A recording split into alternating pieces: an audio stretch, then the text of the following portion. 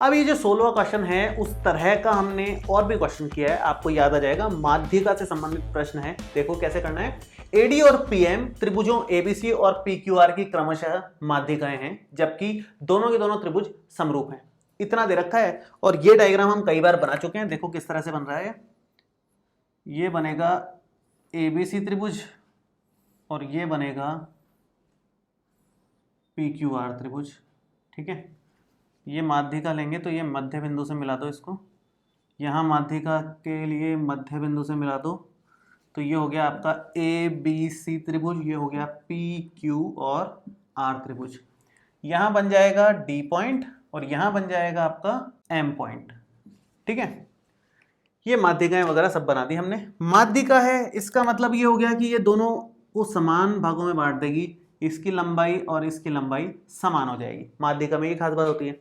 और त्रिभुज समरूप भी दे रखे हैं। समरूप त्रिभुजों में ये खास बात होती है कि संगत कोण समान होते हैं और संगत भुजाएं समानुपाती होती है। तो इन सबको मैं एक बार लिख देता हूं, फिर जो उसने पूछा है उसके बारे में चर्चा करेंगे। देखो सबसे पहले तो आप लिखोगे कि चूंकि एडी व पीएम त्रिभुज एबीसी व त्रिभुज पीक्यूआर की माध्यिकाएं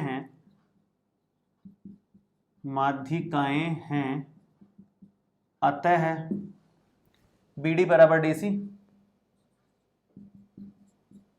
व QM बराबर MR।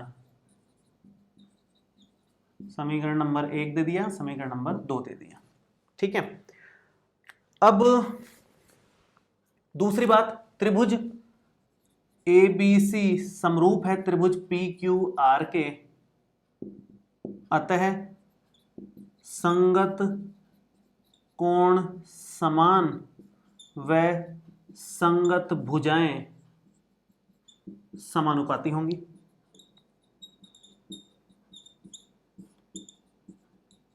ठीक है, यहां तक संगत कोण समान और संगत भुजाएं समानुपाती होंगी। चलो मैं अभी करता हूं वो काम, एक बार देख लें लाना क्या है। हमें लाना है AB बटे PQ, AB मतलब ये बटे PQ मतलब ये, बराबर है AD बटे PM के, AD मतलब ये बटे PM मतलब ये। इसको इसके बटे में, इसको इसके बटे में केवल तब ला सकते हो आप जब ये छोटा वाला त्रिभुज और ये छोटा वाला त्रिभुज समरूप हो, तभी ये संगत भुजाएं समानुपाती हो सकती हैं, अदरवाइज नहीं हो सकती। अब करना क्या है, फाइनली हमें इन दो छोटे त्रिभुजों को समरूप सिद्ध करना है ताकि हम भुजाओं का अनुपात समान कर सकें। अब दो छोटे त्रिभुजों को समरूप सिद्ध करने के लिए आप यहां पर देखो कौन सा तरीका इस्तेमाल लेना। एक तो इस भुजा को हम इस भुजा के संगत आराम से ले आएंगे अनुपात में।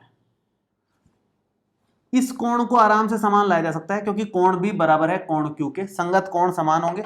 ये दो बड़े त्रिभुज हमारे को समरूप दे रखे हैं, तो बी और क्यू तो वैसे समान हो गए। और ये वाली भुजा भी बराबर होगी, ये बड़ी वाली होगी, उसको छोटी में हम बदल लेंगे। कैसे बदलेंगे वो अभी देखते हैं हम लोग।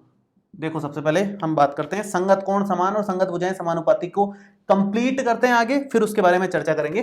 तो संगत कोण समान में हमारे को केवल एक कोण से मतलब है, कोण B बराबर कोण Q। समीकरण नंबर मैं केवल इसके ले रहा हूं 3, इसके आगे बाकी कोणों से हमारे को कोई मतलब नहीं है, हमें इन त्रिभुज के बारे में बात करनी है, इसलिए केवल B और Q को लिया। इसलिए मैंने पहले बातचीत करी कि किसकी जरूरत है, केवल वही लें, फालतू पूरा भरने से क्या मतलब है।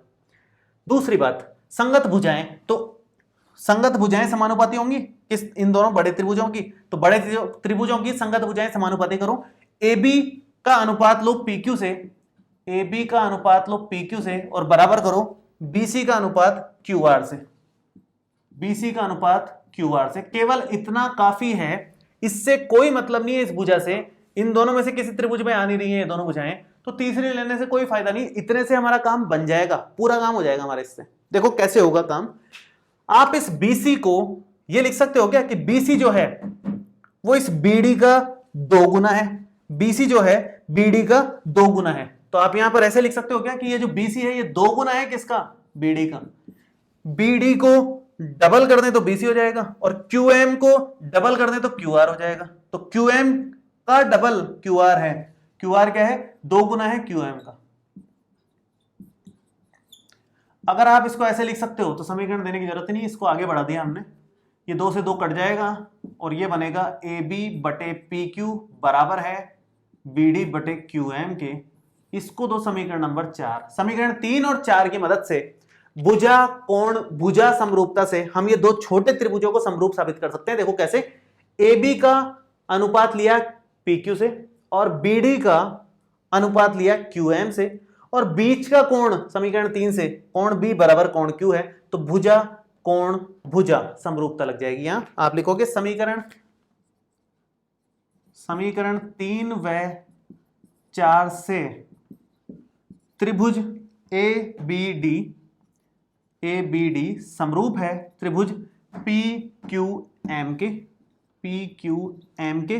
किस कारण से, यहां लिख दो कारण, भुजा कोण भुजा समरूपता, बस इतना लिख दो, यहां पर काफी है इतना। इसके बाद की कहानी, अब क्योंकि ये समरूप हो गए, समरूप होने के कारण भुजाओं का अनुपात समान कर सकते हो आप, तो समरूप हो गए हैं, अतः संगत भुजाएं समानुपाती होंगी। संगत भुजाएं समानुपाती होंगी तो AB का अनुपात PQ से लो, AB बटे PQ, पहले कोई दूसरी भुजाएं थी, अभी हम दूसरी ले रहे हैं। इस बार AD का अनुपात ले लो PM से, AD का अनुपात ले लो PM से। तीसरे वाले की जरूरत नहीं है, सिद्ध केवल इतना ही करना था, सिद्ध केवल इतना करना है, तो तीसरी क्यों ले फालतू। लेना चाहते तो ले भी लेते, BD का अनुपात QM से, वो भी ले सकते थे, कोई दिक्कत नहीं थी। तो इस तरीके से मतलब हल करना है। हमने क्या किया, हमने देखा कि क्या लाना था, वो कब आ सकता है, इन दो छोटे त्रिभुजों को समरूप साबित करने से। तो इन दो छोटे त्रिभुजों को समरूप साबित किया इन बड़े त्रिभुजों के समरूप होने का इस्तेमाल करते हुए, ठीक है।